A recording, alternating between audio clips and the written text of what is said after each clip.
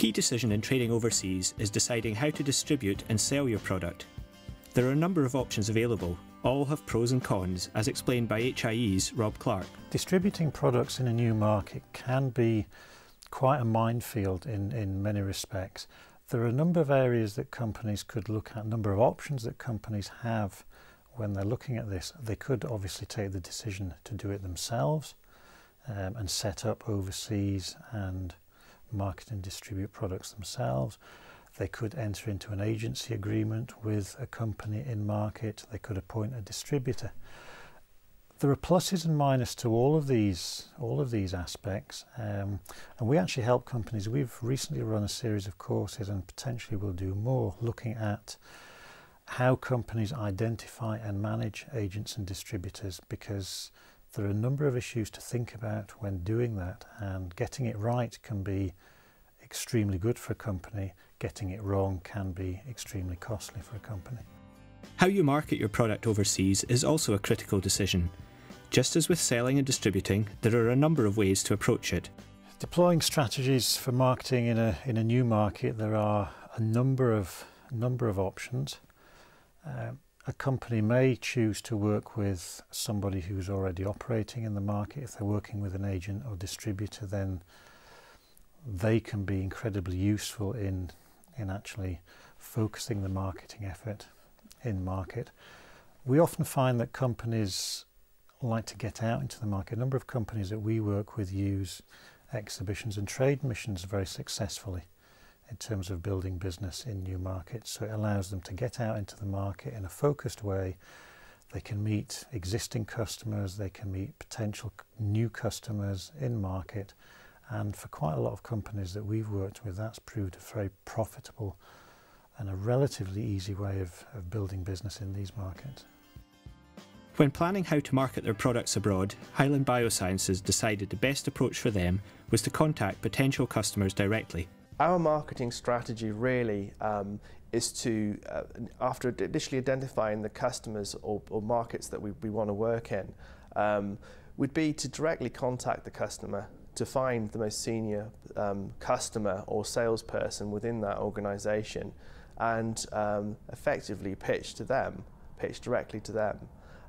We don't necessarily use internet or brochures or sales meetings to win contracts. We actually directly approach the customer, and that's knowing who to speak to is a very important thing within, for example, a US company, because job titles are very, very different between the UK and the US, between Europe and the US. It's often you find somebody with a title, say a senior director or vice president within the US, but they aren't necessarily senior enough to be able to sign off your purchase order or to sign your contract. Whereas in the UK, somebody with that, a director of a company generally has responsibility for that company, which so it's something to be wary of. That's not necessarily the case in the US. When considering marketing your product overseas, there are a number of issues to be mindful of, including the positioning of your product, the packaging, and the choice of medium, as explained by Rob Clark. I think research is the key to identifying the best ways to promote your product in market, and research will help you identify whether you should look at maybe a selling route, maybe you should look at an advertising route. It will also enable you to think about, if you're taking your marketing material from the UK and thinking, okay, I want to translate that into French or German for the French or German market. Again, your research will lead you to answers to questions such as, okay, well, is the format of my current marketing literature correct? Do I need to change it for an overseas market? And very often the answer is yes. And again, there are services provided by the public agencies who help export companies. They can help you to answer some of those questions. So companies aren't on their own with these issues. We can help you answer the questions as to, is my marketing literature good for a European market or an Asian market? What changes might I have to make to it? Do I need to change photography? Do I need to change names of products? do I need to change layouts because my particular layout isn't suitable for or wouldn't be well received by customers in a third country. So there are many things to think about. It is also important to have a firm understanding of the internal culture of the market you're looking to export to, whether it's acknowledging unique business practices or avoiding untranslatable colloquialisms in your marketing. By being aware of small details such as these, you can avoid any potential embarrassment. Understanding culture and business practices in a country you're targeting, I think, is tremendously important. People tend to buy from people that they feel comfortable with, people that they like, and just understanding those practices, I think it demonstrates a seriousness from the company. You've done your homework, you know what to expect, you know what you're getting yourself into, and I think a demonstration of that preparation is certainly welcomed and seen very positively by people that you're doing business with. And we've all heard stories of companies who've made terrible mistakes in market because they've made assumptions that business practice elsewhere or cultural issues elsewhere are the same as the UK. That's not the case, and again, it pays to do the research and do the homework to find out exactly what's going to work in your particular market.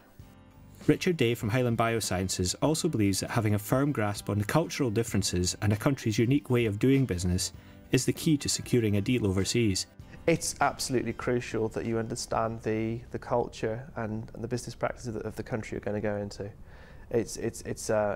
You're never going to succeed unless you do that. You could come across as being rude, you could come across as being indifferent to them, or you might overreact to how they behave later when you're negotiating. For example, in the US, you often find that protocol is important, and when you're dealing with a particular group, you might find that group is on every single email that you ever send to them as a reply. You find there's a lot more group opinion.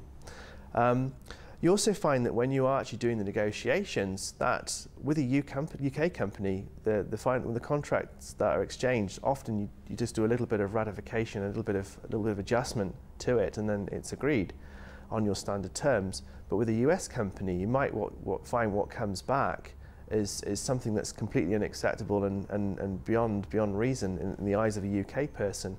But it's totally normal for that to happen with a US company. And it takes a lot more time to negotiate with a US company compared to a UK company on a contract.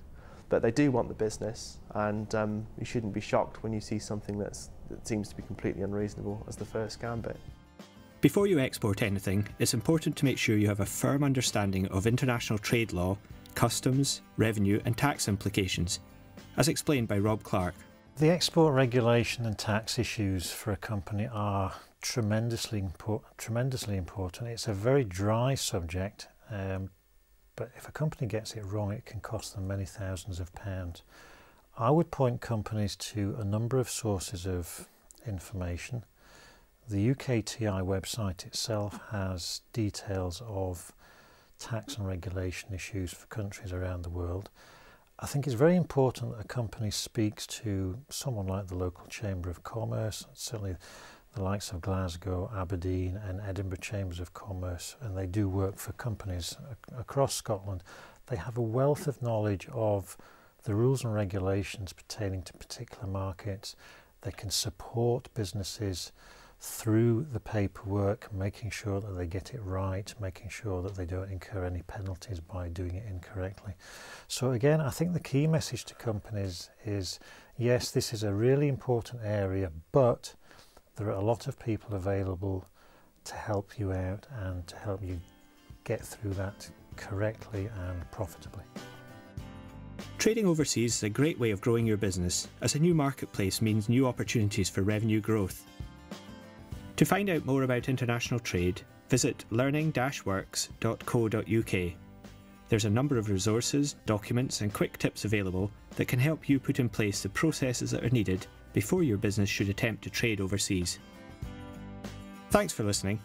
Next month we'll be taking a look at customer service and how the smallest of improvements can have a huge effect on your business growth.